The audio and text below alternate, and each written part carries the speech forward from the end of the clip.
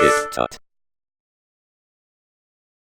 Hello everybody and welcome back to TipTut. Today we're inside of Photoshop taking a look at how to composite a bunch of different images together to make this floating island. This is part of a design a day challenge that I've been doing, 194 actually, day 194, and it was a request by somebody that saw it. I sort of create these very quickly, obviously, because they're done on the day. And there's a few things here that I would change. The shadow doesn't look too great, for example. So we're just going to break this down, see how it was created, and hopefully do it a little bit better this time around as well.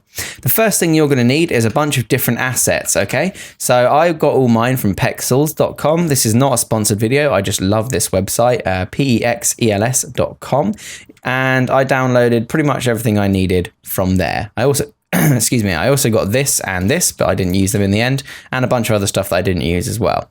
Okay, so we're just going to dive right in. The first thing you need to do is go to Photoshop and create a new document. Okay, I'm going to create one print size A4. 210 by 297 millimeters, 300 dpi. Okay, that gives us a nice big canvas to work on, and that's great because the images that we've got from Pexels are huge. I'm going to drag my background and then holding Alt and Shift, I'm just going to scale that up until it fills the screen. Okay, that looks pretty good apart from our guys in the bottom there aren't really centered. So I'm just going to center that and I'm going to drag it up so that it aligns at the bottom of the screen so we're not wasting any of our image. Okay. That's pretty much it for the background. We're done with that for the moment. We now need to start looking at our other options that we have here, okay, and start compositing those together into the different images. Now you'll notice that the castle I stole from this image, the floating island I took from this one. I tried putting some birds in and things like that, but it didn't really work. This one also looked a bit fake, so I didn't use that one. Okay, so I'm going to grab my Backview Clouds Cloudy 4 JPEG. Now, I'm not sure whether I'm going to provide links to these assets or whether I'm going to ask you to find your own. For this sort of thing, you can really use any asset, and it's up to you. If I do, then there'll be a link in the description. I probably will include them actually because it's quite a complicated little thing, and you'll be able to download them from my website. Okay, so drop that image on top, and then all we're going to need to do now is just basically cut out this little island along the bottom. Okay, and this lady. We don't want any of that rubbish. What we do want is this bit in the middle. So the easiest thing to do is to start off by marquee tooling the center part of the island, all the bits you know you're going to want, and then just hit the mask tool. And that gets rid of all the extraneous stuff that you don't need. Then there's a couple different ways you could do this. You could try cutting it out manually, but that would probably take forever. Or you can use the quick selection or magic wand tool. Now I'm going to use a magic wand tool with a tolerance of about 50 and see where that gets me. Now that's doing all right to find the edges of the rock. Okay, we're losing a little bit of the details around the trees and some of the rock here.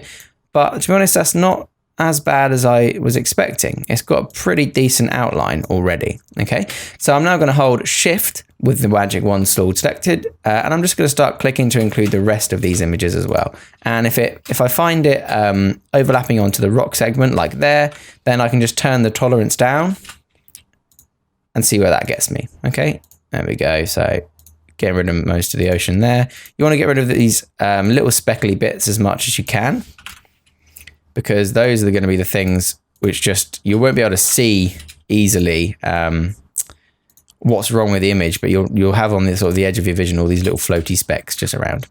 Okay, so with all that area selected, then I'm just going to hit my brush tool with B, and I'm going to click my mask over here, and with a nice big soft brush, I'm just going to run my brush over the edge of this design as well. Okay, now as you can notice, we've actually lost a little bit of our island and stuff here. But that's not too much trouble. What we can do is make our brush a bit smaller. Okay, and we can just hit X to swap these around, so from black to white. Now, anything white is going to be brought back in, and anything black is going to be removed from our image. So we probably want the hardness of this brush to go up just a little bit, maybe to 25 or so. Gives us just a bit of a harder edge. And bear in mind, of course, that yes, you want to get as much of this detail back in as possible, but it's more important to have a clean edge for this sort of thing, okay? And also bear in mind that on the top of this here, we're actually going to have another bit of castle that overlaps that, okay? So it's not going to be straight against the sky anyway. So we can bring some of these back in like so. Okay, bring in a bit of this edging of the rocks here. Anything that looks basically too sharp, you bring back in. And you can always hit X again to swap it back out and remove it if you do a little bit too heavy-handed. We'll come back and we'll fix the bottom in a minute. But this is what I was talking about here with these little floaty specks. You want to make sure you actually tidy those up as much as you can as you're going along. Otherwise, you're going to find when you add some effects later on, you're going to have some weird flecks just floating in the air and it's not going to look great. Okay, so let's just bring in the branches back a bit here, give it a bit more detail back in. Okay, and bring it in the edge of this rock formation here. Okay, that looks pretty all right.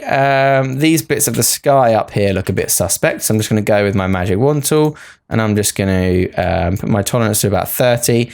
Make sure that you're back on the image when you're selecting this, not the mask, otherwise you get odd results like that. Okay, and you want to just start selecting some of these bits of white to see if you can't chop those out a little bit. Now, it's possible that we won't be able to, so we should be able to fix that a bit later on. Or we can just do it manually instead. Okay, so you can come in like this with your slightly harder brush tool and just start erasing out some of these parts. Now, don't worry, because if this looks a bit heavy-handed, because we're going to be fixing this a bit later on anyway when we start blending stuff in, but that looks pretty much okay to me.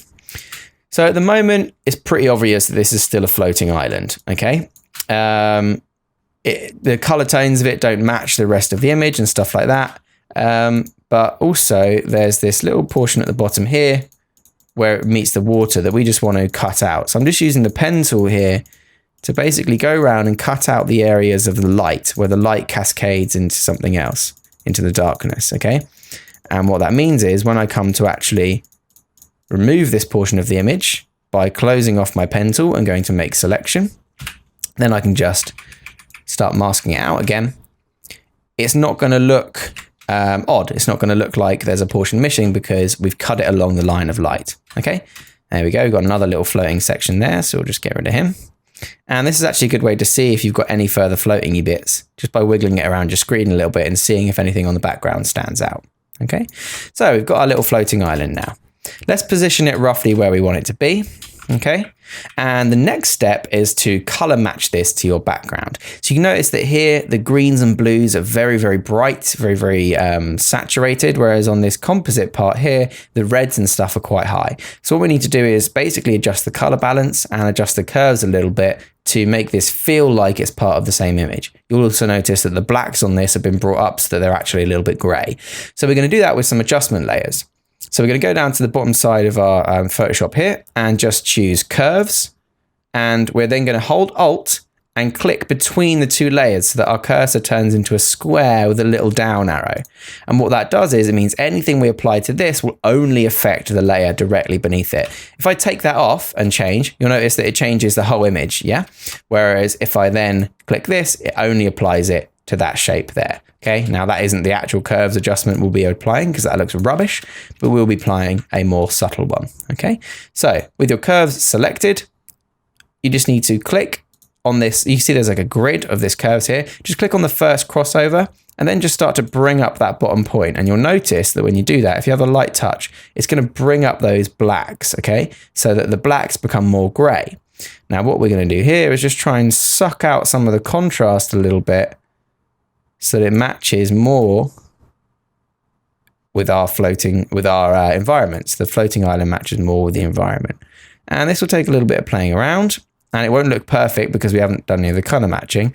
But if we can drag up some of that black, it's going to sit more naturally in that environment. Okay. The next step is to do the same thing, a new adjustment layer, but this time with color balance. And again, holding Alt, you can clip that to the layer beneath it. And here you can see that you can just start dragging and messing things around. Okay, so we're going to want to get rid of some of the reds, increase some of the greens and blues for this. Looking at the original, for example, you can see this is much bluer than it is redder in this image because I'm trying to match it to the environment that around it. Okay, so we're going to go to our midtones and we're going to take some of the red out. And immediately that starts to look more like it belongs in the environment, okay?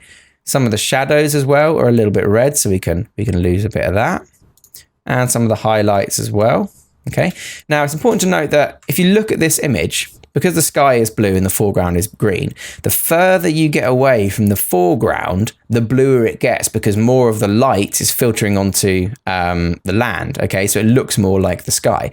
Now, if this was in the foreground, I'd want to bring up the greens more, but because this is in the background, we're going to want to bring up the blues a little bit. Okay, I think I might have been slightly heavy-handed with those curves, so I'm going to come back and just get rid of that a little bit. Okay, just add in a little bit more of that shadow. Maybe bring out a little bit more, of the highlights there. There we go. And we're going to just keep basically messing around. So we want to increase the greens a little bit, increase the blues a little bit, definitely. On the shadows, we want to get rid of those yellows so that it sits more in the environment. And on the highlights, we want to do the same, okay? Now, this is going to take a lot of tweaking. And obviously, if you're doing this with different imagery, it's going to look completely different. But that pretty much looks all right, okay? There's one more thing that you might want to add, which is hue and saturation, okay? Again, alt-clicking. And what you can do with this is you can take some of these reds and just get rid of all the saturation in the reds. Or, for example, the yellows, which should take care of this bit here. Or is that going to be more considered more of a magenta, cyany color? Let's see. There we go. We can see that starting to disappear if we crank that all the way down. So we'll take some of those yellows and we'll darken them up a little bit as well. And that sort of fixes that. If you can see, so there's only a slight difference, but it takes that highlight of yellow out, which wouldn't be there because the light's not reflecting that way in this particular design. Let's take the floating island, okay? And we're just going to stick it in a folder and we're going to call this floating island. All right, that looks pretty much there. So what we're going to do is just take the next step of our design now, which is our architecture bay building. Oops, excuse me. I just didn't mean to open that up. There you go. You can see in a bit more detail.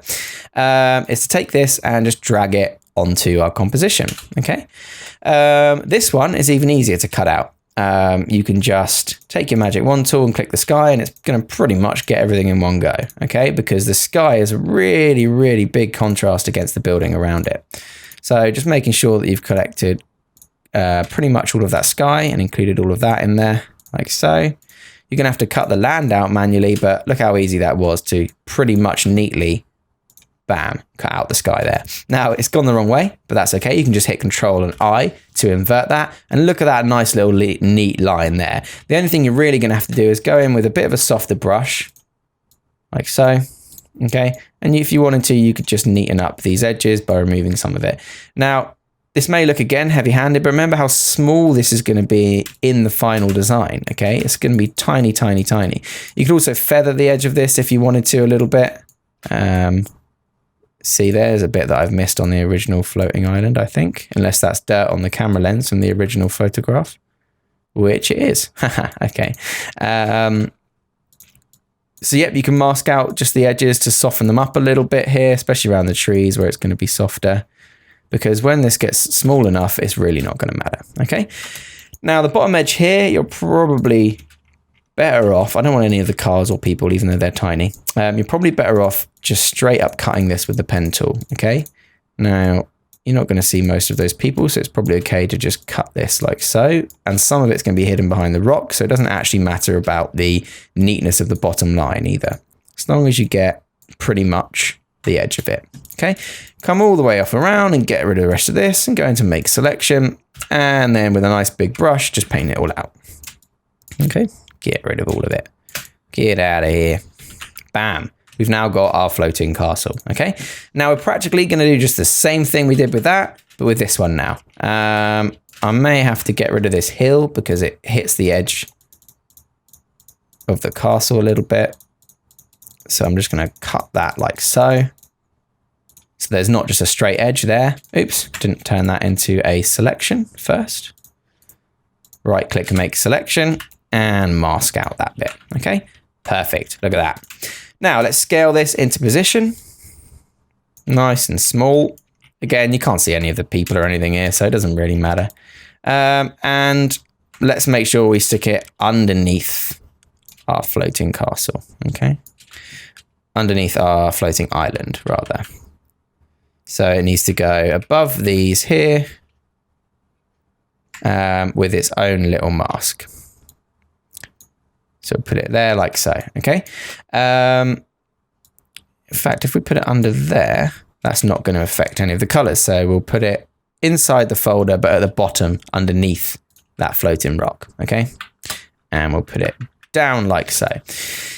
Now, at the moment, this looks rubbish because it's completely the wrong color. And we've also got a little bit of the edge here of that image where the mask didn't quite catch it. So we'll just come through with a big old brush here and we'll just get rid of that. There we go. And you will get some of this. That's okay. Like that. Now, what we've got to do is apply the same thing. Now, you might be tempted to just duplicate these layers. See what happens. And let's do that. It's all right, but of course the source image was completely different. So what I find is it's best to actually just do these from scratch again, okay? Best one to start off with first is curves, because then you can understand how the shadows are going to work. So on this one, we want to get rid of a lot of that black. Maybe bring up some of the midtones a little bit, like so, to get rid of them. And the color balance on this one is going to be really heavy, okay? So there's a lot of yellowy browns in here that we're going to want to make blue, okay? So let's give it a go. I can't remember quite what I did for this one, so let's see. Let's get rid of all of these shadow reds. Get rid of these mid-tone reds as well. Some of the highlight reds too. Now on the highlights, is there any pink? Not really, so we can leave that in. Leave that one alone. We want to go a little bit more blue than we do yellow, so we want to bring up those blues on the highlights. On the shadows, we want to do the same thing. And on the mid-tones too, like so, okay. Then we want to go to hue saturation, clip that one like so. Let's go down to the yellows here and get rid of them. Look at that, that already seats a lot better there. We can darken up some of those as well. Let's go overall. Let's reduce some of that saturation a little bit, but you can see the red starting to creep back in. So if we turn that to gray, we should be doing a little bit better. Let's take some of those cyans and get rid of them. But let's make the overall brightness a little bit brighter. There you go. And you can see that's sort of seated a lot better already into the image, okay? It's still a little bit dark for my liking, so I might just lighten up pretty much everything, because obviously this is now on top of a floating island. The sun's coming down on it. It's going to look weird if it's darker like that than it was before, okay? So you can just increase that hue saturation and voila, it seats a little bit better. Those reds are still pretty heavy, so I'm going to take those reds on the color balance layer and in the shadows and highlights, and let's see if we can't do anything about that. So let's lean more towards blue again, more towards green here. Do the same more towards green here. And do the same more towards green here. That looks a little bit better. Okay, that looks seated pretty well in there now. Okay, so that's got the castle and the island matching the colors, but it still doesn't look grounded into the image very well, and that's because it's not casting any shadows. The edges are actually a little bit sharp compared to the edges on the background, so the rest of this is actually slightly out of focus because of the camera. So that's quite easily fixed. What you can do is just go to your folder when you're done and just apply a little bit of a blurry filter to that, okay? What we're going to do in the meantime, however, is just create a quick shadow. So I'm going to create a new layer and drag it below our floating island folder. And I'm just going to go with a nice big brush.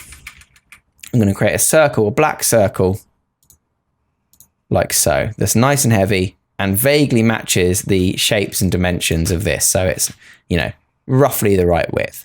Let's Control T that and shrink it down so it looks like it's casting more of a flat shadow.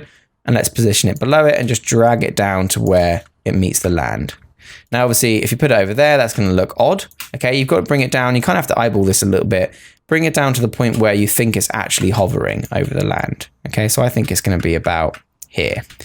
Now, this next step's a little bit finicky. Again, you've got to kind of just eyeball it a little bit. But what we're essentially going to do is take a mask of this layer and we're going to hide everything by Control I. That's inverting it.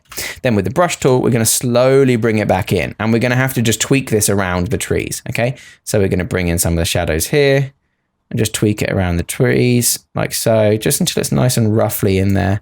There's going to be obviously a little bit of a shadow in that gap as well, and like so. Does it extend this far? It does a little bit, but the actual island doesn't extend that far. So now we've got the rough shape in. You're really just going to have to go in here with a nice fine-tooth comb and just start bringing back in the branches of these trees a little bit, just to the point where it starts to look a bit more legit. So there's going to be a little bit of tweaking here as you get this right. And obviously the smaller brush you go, the harder those edges are going to be. Okay, so we don't want anything here. So if you need to see a little bit, you can just sort of scrub it all away and then just slowly bring it back in. Okay, maybe like this. We can probably get rid of some of these, see what we're working with. Okay. Now, the next step is just to take your blur tool. So if you've got this little finger or a little triangle, then that's the same tool just under there, and come through and just roughen up these little bits here, like so. Okay. And then you can see it starts to merge into those trees a little bit. Now, it looks ridiculous at the moment because it's pure black. So all you need to do is just reduce the opacity of that layer till you get something that looks vaguely realistic. Okay. So that's going to be like that. You also got to take into account where the light source is coming from. It looks like here it's sort of down and to the right, which means that like this side of the island might be slightly more highlighted, and that's easy to do. If you just twirl down your floating island folder and just control click the mask of the island, okay, you can then create a new layer on top. You may want to put it above the floating island folder. You may want to put it inside, doesn't matter.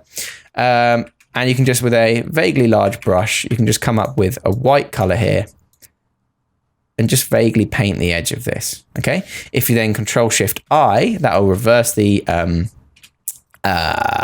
selection, and you can just, with a very light touch, just eke that out a little bit so it looks like it's kind of glowing outside of that selection, yeah? A bit like so.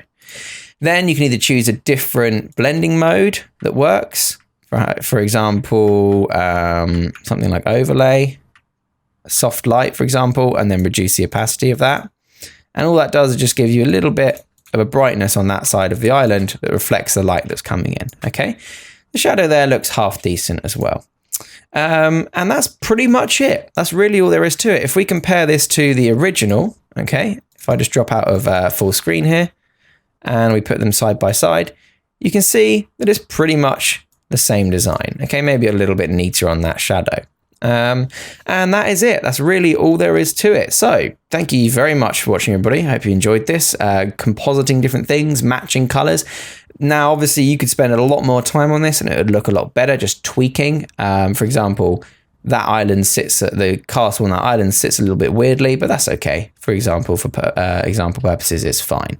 I'm going to call this one a win. Thank you very much for watching, everybody. I really hope you enjoyed this tutorial. If you did, let me know and I'll do more Photoshop ones. If you didn't, that's also fine. And hopefully I'll see you next time on the next episode of TipTut. Remember to subscribe for more tips, tricks, and tutorials. Thanks for watching.